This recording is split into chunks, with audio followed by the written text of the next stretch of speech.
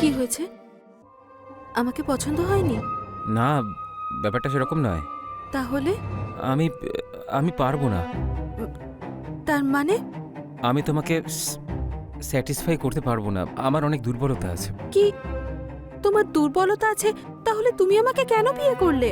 আমি তো করতেই চাইছিলাম না, কিন্তু বাড়ির লোকের আমার কথাই শুনো না। কেন শুনবে? তুমি হয়তো বলোইনি যে তুমি নপুংসক। অদ্ভুত ব্যাপার তো, বাড়িতে এইসব কথা বললে আমার কি সম্মান থাকতো? তুমি আর তোমার 2 পয়সার সম্মান। তুমি একবারও আমার কথাটা ভাবলে না যে আমি কি করে থাকবো? ভেবেছিলাম এই অতৃপ্ত আত্মার সঙ্গে এই বাড়িতে আমি কি করে থাকবো। তাই তোমার এই অতৃপ্তি শেষ করার জন্য আমি ব্যবস্থা করে ফেলেছি। প্রতাপ,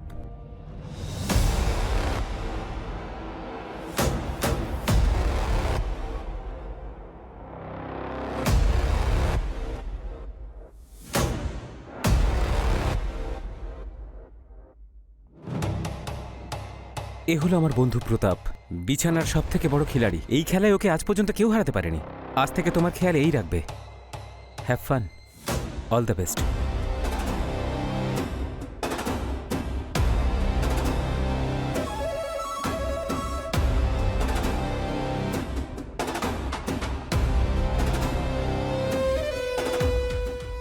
না, দেখুন, আপনি আমাকে ভুল ভাবছেন। আমি ওই ধরনের মেয়ে নই। তো আমিও কোনো খারাপ মানুষ নই, কিন্তু হ্যাঁ, আমি দায়িত্ব খুব ভালো করে পালন করব।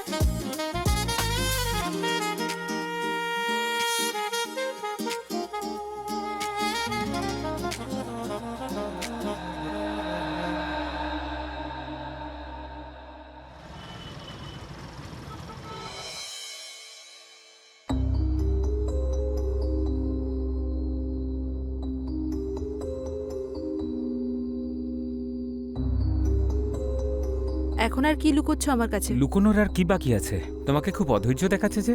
প্রতাপ আসেনি সেই জন্য তো? সব বুঝতে পারি আমি। যদি সবই বোঝো তখন জিজ্ঞেস করো কেন? জিজ্ঞেস করছি না, বলছি। প্রতাপ কোথাও বাইরে গেছে, ও আজ সন্ধ্যাতেই আসবে। তুমি তৈরি হয়ে যাও।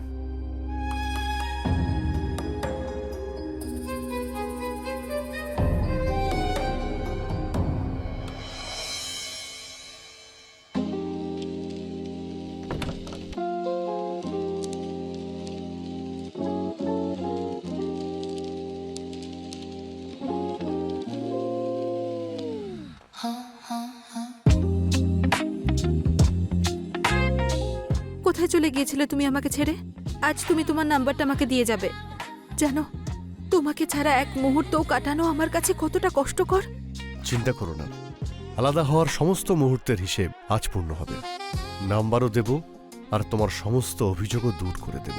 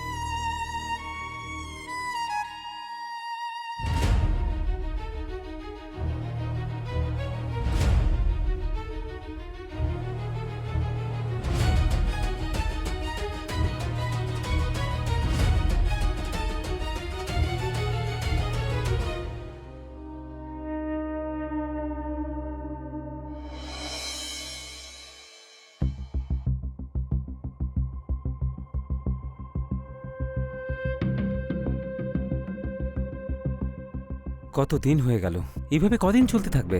আমার বাড়ির লোকজন অথবা আত্মীয় স্বজন অথবা অফিসের লোকজন যদি এটা জানতে পেরে যায়, তাহলে তো আমি কাউকে মুখই দেখাতে পারবো না। আমি দিব্যার সাথে কথা বলি।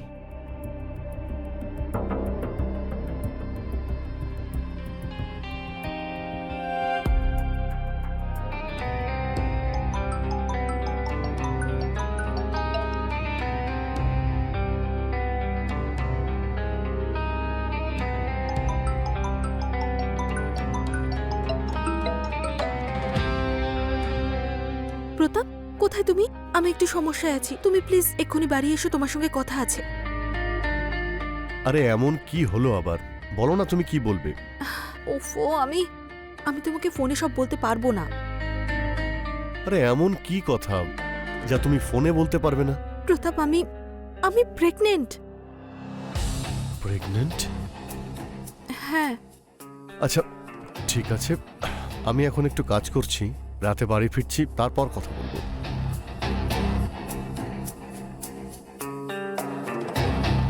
এ প্রেগনেন্ট কি করে হলো?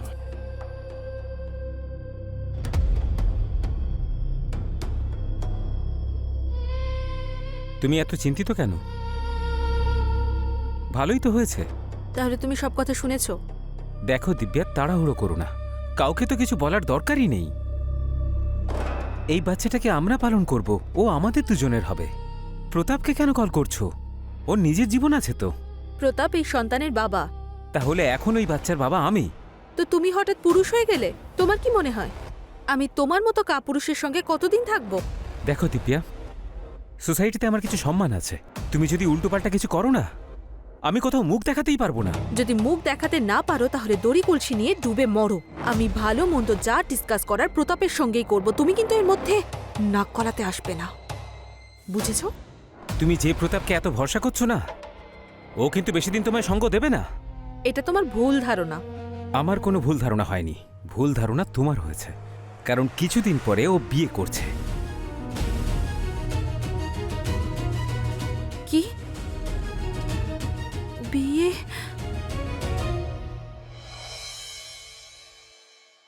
এক্সকিউজ মি, আপনি কে? আমি প্রতাপের সঙ্গে দেখা করব। প্রতাপ স্যার এখন উপরে আছেন, আপনি 2 মিনিট নিচে বসুন, উনি আসছেন।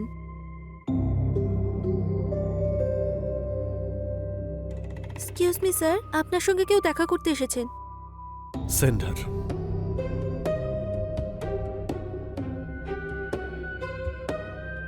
আরে দিব্যা, তুমি এখানে? অভিনন্দন, শুনলাম তুমি নাকি বিয়ে করছো। এ কথা তোমাকে কে বললো? ওই তোমার বন্ধুই। আর তাছাড়া সত্যি তো আর বেশি দিন লুকোনো থাকে না। আরে দিব্যা, বাড়ির লোকেরা বারবার বলছিল বিয়ে করে নে, বিয়ে করে নে। ওদের বারবার কি করে বারণ করতাম? যদি বিয়ে করতেই হয় তাহলে আমাকে করো। তোমাকে? কিন্তু তুমি তো নবীনের স্ত্রী। নবীনের স্ত্রী? ওই কাপুরুষটা স্ত্রী? তুমিই আমাকে বিয়ে করে নাও না, আমি ওকে ডিভোর্স দিয়ে দেব। প্রতাপ, আমি আমি তোমাকে ছাড়া থাকতে পারছি না, প্লিজ। কিন্তু কিন্তু টিন্তু কিছু জানি না। আর এটা ভুলে যেও না, আমার গর্ভে যে সন্তান আছে সে তোমার। এটা কি সত্যি? না, মিথ্যে। আমি নবীনকে দেখে কথাটা বলেছিলাম, যাতে ও আমাদের রাস্তা থেকে সরে যায়। তারপর কি বললো? কি বলবে? 1 নম্বরের অপদার্থ। সেলফ রেসপেক্ট বলে তো কিছুই নেই। বলছিল যে ও প্রতাপের নয়, আমাদের সন্তান আমরাই মানুষ করব। যাকে ছাড়ো এসব। তুমি আমাকে বলো, তুমি সত্যি কি বিয়ে করছো? প্লিজ, আমি আমি তোমাকে ছাড়া থাকতে পারবো না। তাহলে আমাকে কি তোমার পছন্দ নয়? দেখো দিব্যা, তোমাকে আমি খুব পছন্দ করি, আর হয়তো আমিও তোমাকে ছাড়া থাকতে পারবো না। আই লাভ ইউ প্রতাপ।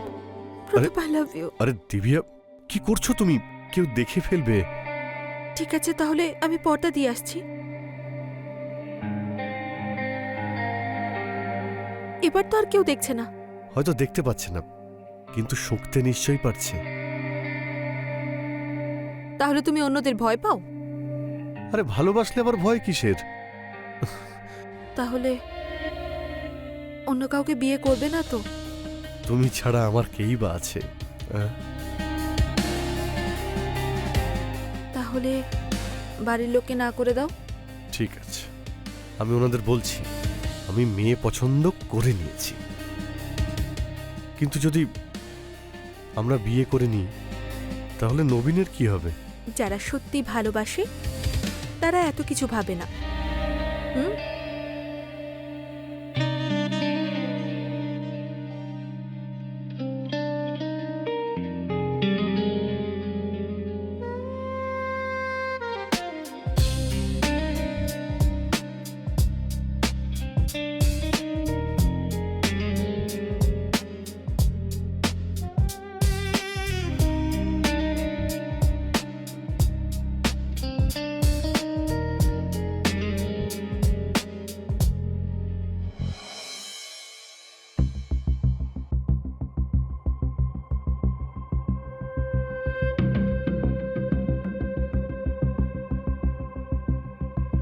কি হচ্ছে এসব?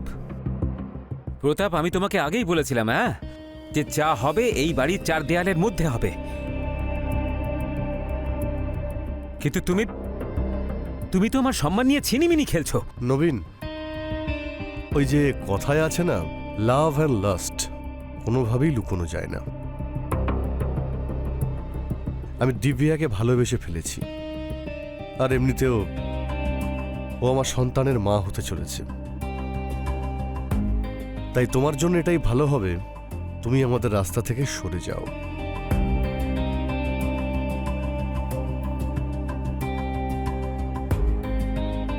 এই হলো ডিভোর্সের পেপারস। দিব্যা তোমাকে ডিভোর্স দিচ্ছে।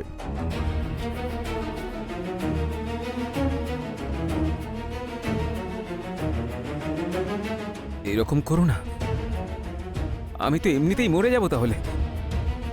আমার পরিবারে এরকম আজ পর্যন্ত কারোর সঙ্গেই হয়নি। লোকে আমাকে নিয়ে ঠাট্টা করবে যে আমি একটা মেয়েকে সামলাতে পারিনি। তোমার সম্মান, তোমার পরিবার আমি কিচ্ছু জানি না। তোমার সঙ্গে থাকতে আমার দম আটকে আসে। সেই জন্য তুমি আমার জীবন থেকে সরে যাও। শুনেছ? চলে যাব, শুধু তোমার থেকে নয়, এই পৃথিবী থেকেই চলে যাব। ভয় পেও না, আমি তোমার থেকে অনেক দূরে চলে যাব। তোমার ডিভোর্স দেওয়ারও কোনো প্রয়োজনই পড়বে না। কি বলছিস কি তুই? তোর মাথা ঠিক আছে? আমার মাথা একদম ঠিকঠাক আছে।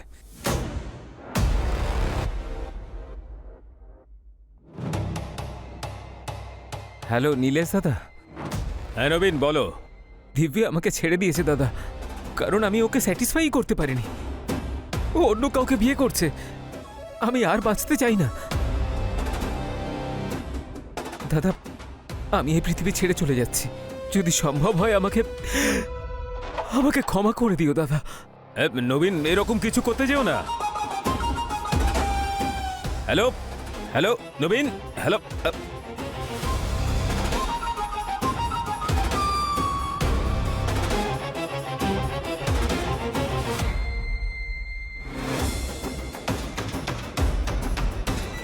আরে কিছু করে না ফেলে। চলো নবীন, নবীন, নবীন, নবীন, আরে পাগল হয়ে গেছো নাকি? দরজা খোলো। উল্টো পাল্টা কিছু করো না তুমি। নবীন প্লিজ দরজা খোলো। খুলছে না তো দরজা। আরে ওকে আটকাতেই হবে, না হলে আমরা দুজনে ফেঁসে যাব। নবীন, নবীন, নবীন দেখো, আমি তোমাকে ডিভোর্স দেব না, কিন্তু প্লিজ দরজাটা খোলো। নবীন দরজা খোলো। দরজা খোলো। আমার এই পৃথিবীতে আর কাউকেই ভরসা হয় না। খুশি থাকো, আমি চললাম, বাই।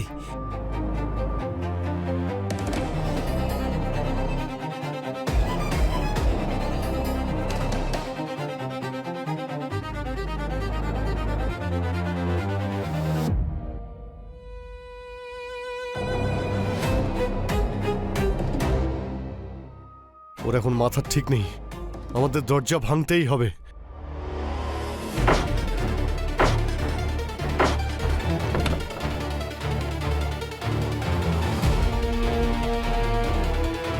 নবীন,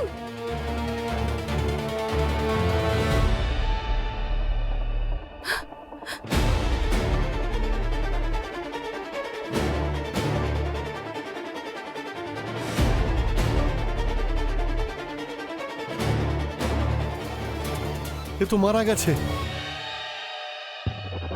তাতে কি হয়েছে? কিন্তু একদিক থেকে দেখতে গেলে তো ভালো হয়েছে। আমাদের রাস্তার কাঁটা নিজে থেকেই সরে গেছে।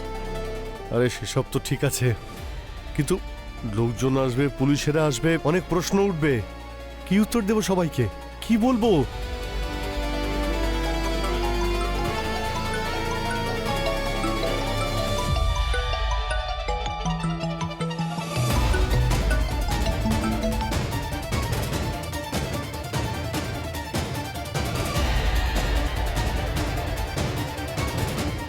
এ নবীনের দাদা, এ এক বড় সমস্যা।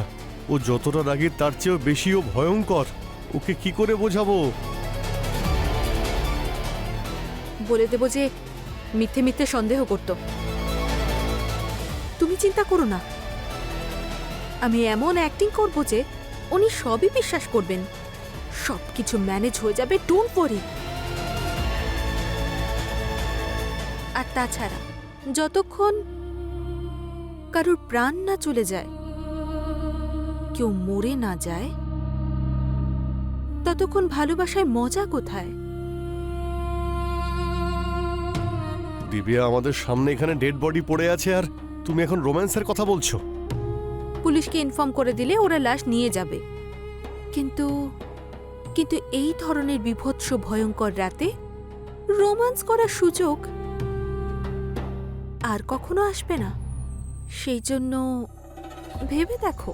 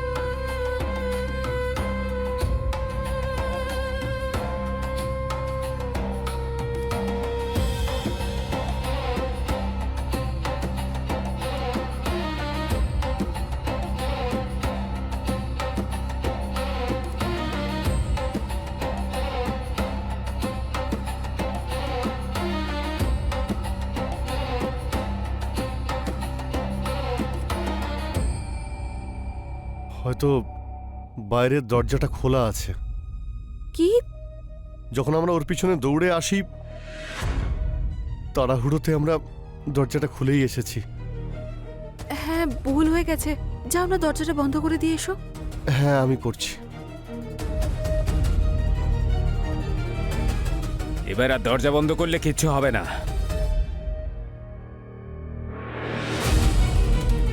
নবীন, নবীন, নবীন আমার ভাই, কি হয়েছে নবীন?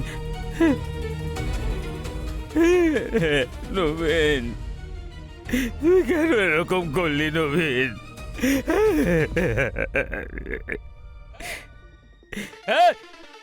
দাঁড়া, এটা সুইসাইড নয়, মার্ডার। তোরা দুজনেই মেরেছিস আমার ভাইকে। আমরা আমরা কিচ্ছু কিছুই করিনি। করিনি, কিছুই করিনি আমরা। চল ক্ষমা চা, ক্ষমা চা, ক্ষমা চা এক্ষুনি।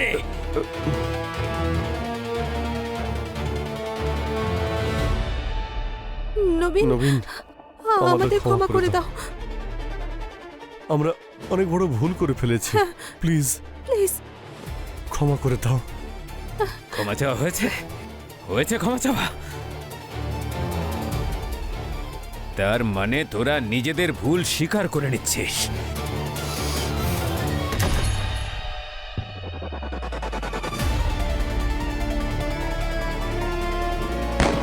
Hello, police station